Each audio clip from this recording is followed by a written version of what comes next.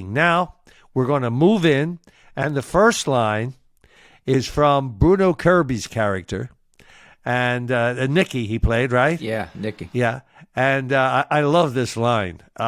Okay, could we continue? Fucking line.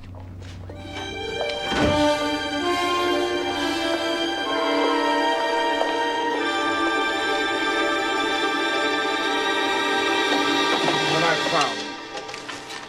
Them are us. Nicky, you got big trim. Twin, I get a hernia. Shut up, Look shut at the that f*** up. bastard. Donnie's gonna help you.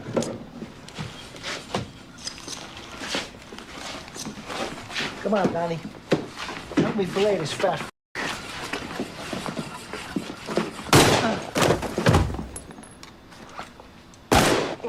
Oh. Okay. We heard the gunshots. That's a good thing to end on. The gunshots because the guy wasn't dead yet, Joe? Yeah, it just, well, you know what they do, Leo. They make sure they put a couple in his head, you know. Yeah, just of course. Well, what was clipped was Bruno's line, which was, I thought, really great. He says, he goes, all right, I got it right here. He said,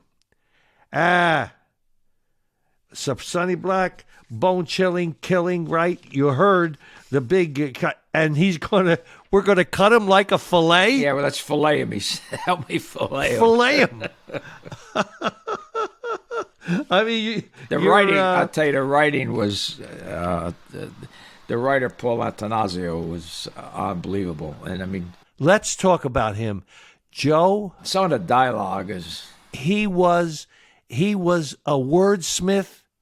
I don't know whether he lived it, but he got himself right into the life and the talk and everything like that. No, actually, he was a law school graduate, but never wanted to practice. No kidding. Never wanted to practice law. No. Well, he did a masterful job, and as a writer too, I can appreciate some of the things that he said. That you looked at it and you went, boy, that an actor would love to have those words come out of his lip, you know? Oh boy. And we ended that on a gunshot. Now what you have to remember, Leo, I was told, you know, by Lefty and Sonny Black about the hits, right? So as you go further, I don't know if you're going to play the scene where they want me to cut the saw the leg off of yeah, we're going to hear that. Oh, okay, all right. Yes, we're going to hear the saw. But Bruno's line was, hey, if the meek want to inherit the earth, they better get in line. Yeah. That's a beautiful line, Joe. Yeah. Okay, could we start playing again, please?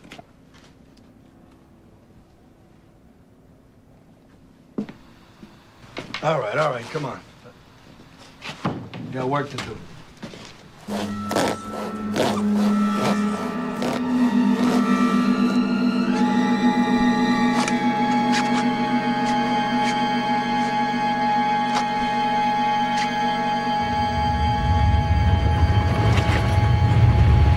With the combination, now we're not seeing it now, of the sawing and the crescendo music building, what an end to a scene, Joe. Yeah, exactly.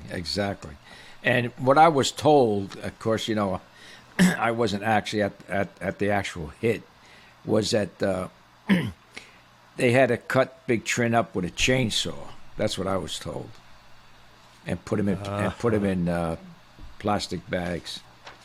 And because he was so big, they couldn't move him, you know. Yeah, no, I mean, it made sense logistically. These are the guys you cavorted with. Yeah, exactly. For all those years. And you knew what they were capable of. And even though there was an adrenaline rush, they believed in what they were doing because it was an order that came down from above and everything. And I ask you, could they go out and have a dinner afterward and compartmentalize? Oh, definitely. Oh, definitely. Yeah, yeah.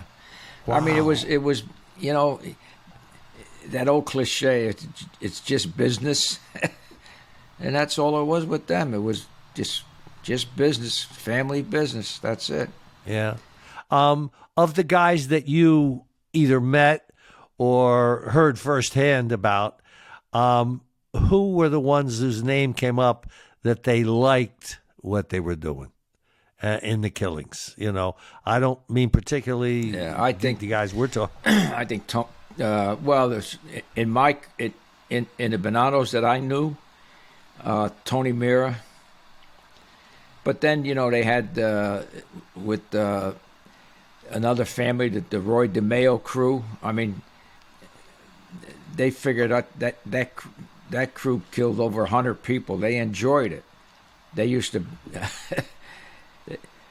He would bring him into his bar, and they had a hallway that went into a back room, and they said if you were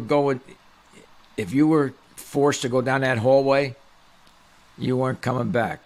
They'd get you in the back, he'd kill you, and then what he did would he put you in a bathtub, drain your blood, cut you up. I mean, they were. I would really define that crew and DeMeo as serious serial killers. I mean, because they enjoyed doing it. They did it for other crews, and the way they did it, they just didn't whack a guy and, you know, dump him in the swamp. Like I say, they took him, put him in a bathtub, drained his blood, cut him up. They even, you know, at times, if they couldn't get rid of it, they throw the parts in the freezer. I mean, these guys were, you know, worse than a horror movie. Well, you know, I've heard of Roy DeMeo, and I know ultimately Paul Castellano gave the contract to kill DeMeo because he was way out there. Now, I think there was a book called Murder Machine. Exactly. That was about, am I right? Yeah, yep. Yeah. From Jam Street Media.